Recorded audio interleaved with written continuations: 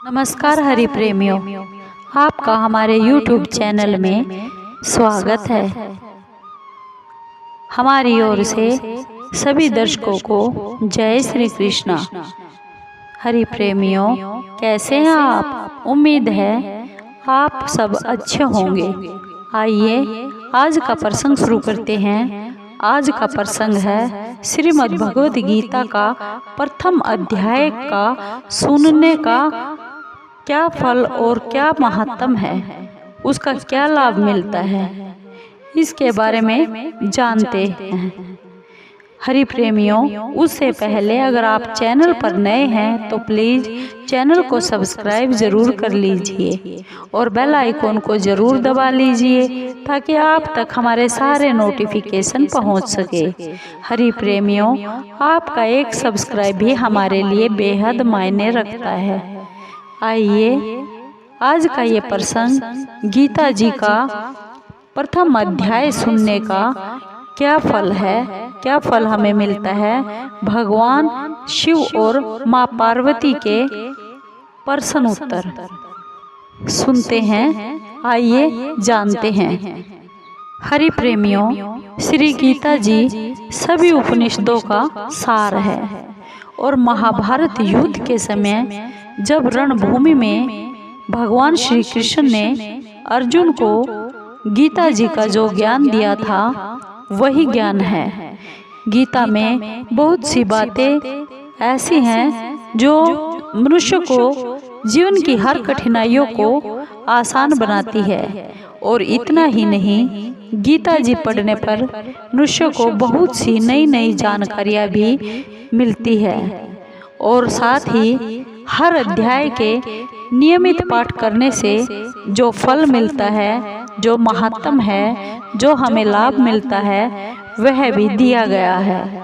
भगवान शिव ने माँ पार्वती को गीता जी के पहले अध्याय का पाठ का जो महत्व बताया है वही आपके लिए हम बताते हैं समझाकर।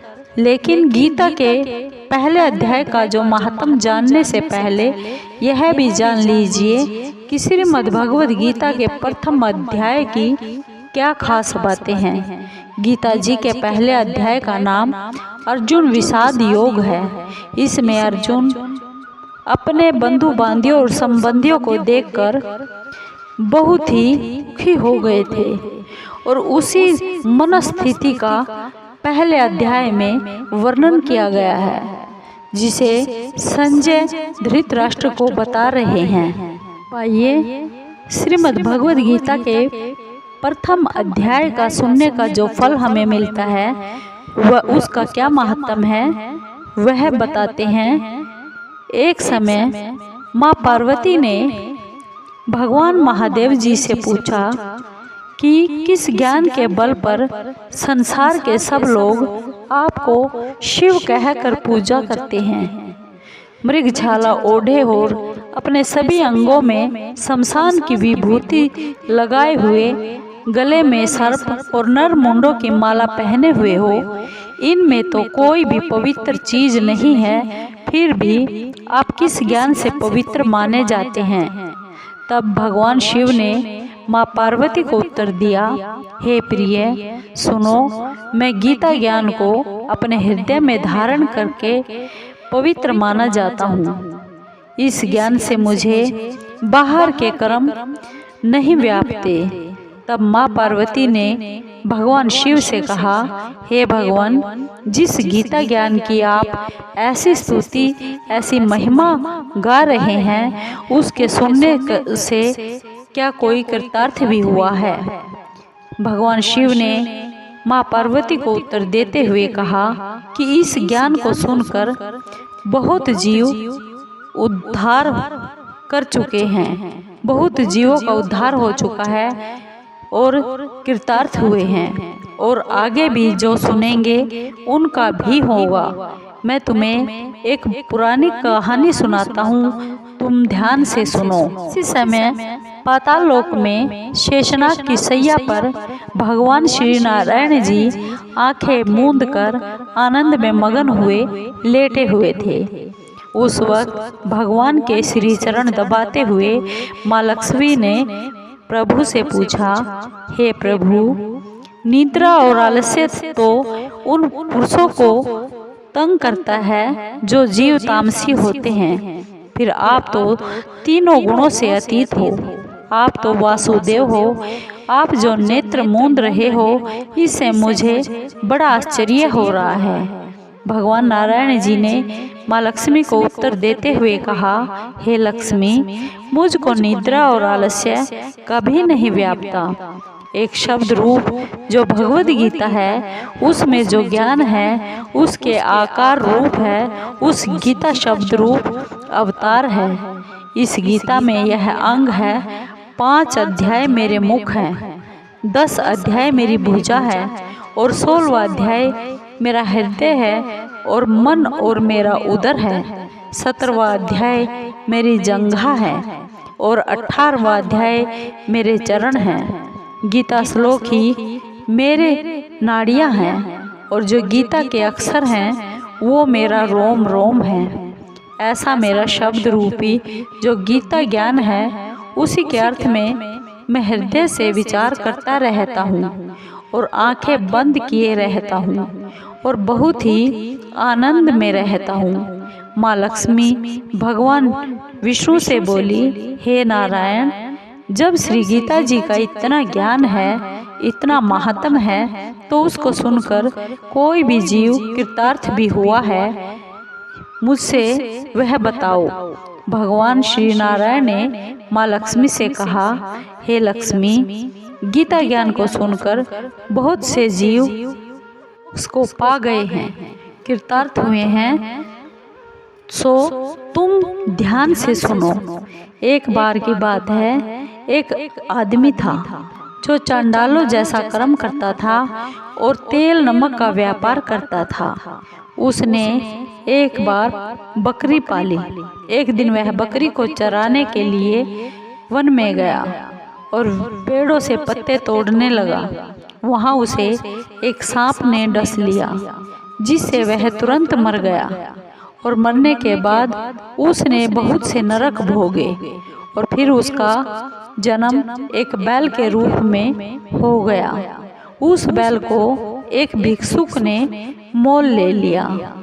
वह भिक्षुक उस बैल पर चढ़कर सारे दिन मांगता फिरता। जो कुछ भिक्षा में लेकर आता वह उसे अपने परिवार के साथ मिलकर खाता। वो बैल सारी रात दरवाजे पर पड़ा रहता। उसके खाने पीने का कोई भी वह ख्याल नहीं रखता था और सुबह होते ही बैल पर चढ़ता, फिर मांगने के लिए निकल पड़ता। जब बहुत दिन हो गए तो वह बैल भूख से गिर गया, लेकिन उसके प्राण नहीं निकले। वह तड़प रहा था भूख के मारे। नगर के लोगों ने जब यह देखा कि उस बैल को कोई तीर्थ का फल दे दे तो कोई व्रत का फल दे, तब भी उस बैल के प्राण नहीं छूटे। एक दिन एक वेश्या आई। उसने लोगों से पूछा, यह कैसी भीड़ हुई है? तो उन्होंने कहा कि इस बैल के प्राण नहीं निकलते। अपने अपने अनेक लोगों ने पुण्य फल दे दिए तो भी इसकी मुक्ति नहीं हो पाई और यह तड़प रहा है। तब उस गणिका ने कहा कि मैंने जो कर्म किया है इसका फल मैंने इस बैल को दिया है। इतना कहते ही उस बैल की मुक्ति हो गई। तब बैल ने एक ब्राह्मण के घर में जन्म लिया। पिता ने उसका नाम सुशर्मा रखा। उसके पिता ने उस अपने बच्चे को बहुत पढ़ाया लिखाया। उसको अपने पिछले जन्म की याद थी। उसने एक दिन मन में विचार किया कि जिस वैश्या ने मुझे बैल की योनि से छुड़वाया था, जाकर मैं उसके दर्शन करूं। उस ब्राह्मण को चलते चलते उस वैश्या का घर मिल गया और उसके घर जाकर वह उस वैश्या से बोला, क्या आप मुझे पहचानती हैं? वह वैश्या बोली, मैं आपको नहीं जानती, तुम कौन हो? तब उस ब्राह्मण के बेटे ने कहा कि मैं वही बैल हूँ जिसको आपने पिछले जन्म में अपने पुण्य दिए थे। तब मैं बैल की योनि से छूटा था, अब मैं विप्र के घर में पैदा हुआ हूँ। आप अपना पुण्य बताएं। उस वैश्या ने कहा कि मैंने अपने जाने पुण्य नहीं किया, यानी अनजाने में हो गया, परंतु मेरे घर एक तोता है, वह रोज सवेरे कुछ न कुछ पढ़ता रहता है। मैं उसका वाक्य सुनती हूँ और उस पुण्य का फल मैंने तुम्हें दे दिया था। तब उस ब्राह्मण ने तोते से पूछा कि तू सवेरे क्या पढ़ता है? तोते ने कहा, मैं पिछले जन्म में ब्राह्मण का पुत्र था। मेरे पिता ने मुझे गीता के पहले अध्याय का पाठ सुनाया, जिससे एक दिन मैंने अपने गुरु से कहा कि मुझको आपने क्या पढ़ाया है। तब गुरुजी ने मुझे श्राप दिया कि जा तू तोता बन जा। इसके बाद मैं तोता बन गया। एक दिन एक बहेलिये ने मुझे पकड़ लिया और एक विप्र ने मुझे खरीद लिया। वह विप्र भी अपने पुत्र को गीता का पाठ सिखाता था। तब मैंने भी यह पाठ सीख लिया। उसी दिन से विप्र के घर में चोर घुस गए। उन्हें धन तो नहीं मिला, लेकिन वह मेरा पिंजरा उठा कर ले आए। उनकी यह गणिका मित्र थी। वह मुझे इस गणिका के पास ले आए। इसलिए मैं नित्य प्रातः गीता जी के पहले अध्याय का पाठ करता हूँ, जिसे यह वैश्या सुनती है, पर इस वैश्या को समझ में नहीं आती। जो मैं पढ़ता हूँ वही इस वैश्या ने मेरे निमित्त दिया था। वह भी नहीं जानती इसके बारे में। वह श्री गीता जी के पहले अध्याय का फल था। तब ब्राह्मण ने कहा कि हे तोते, तू भी ब्राह्मण है, मेरे आशीर्वाद से तेरा कल्याण हो। सो हे लक्ष्मी। विप्र के इतना कहते ही वह तोता भी मुक्ति को प्राप्त हो गया। तब वह वैश्या ने बुरे कर्म छोड़ भले कर्म ग्रहण कर लिए और नित्य स्नान करके सुबह सुबह श्री गीता जी के प्रथम अध्याय का पाठ करना शुरू कर दिया, जिससे उस वैश्या की भी मुक्ति हो गई, वह भी मोक्ष को प्राप्त हो गई। ऐसा है श्री गीता जी के प्रथम अध्याय के पाठ का शून्य मात्र का फल। हरि प्रेमियों, आपको ये श्री गीता जी के अध्याय का महत्तम कैसा लगा? अगर आपको ये अच्छा लगा हो तो प्लीज़ लाइक कीजिए, शेयर कीजिए, सब्सक्राइब कीजिए और कमेंट ज़रूर कीजिए। धन्यवाद दोस्तों।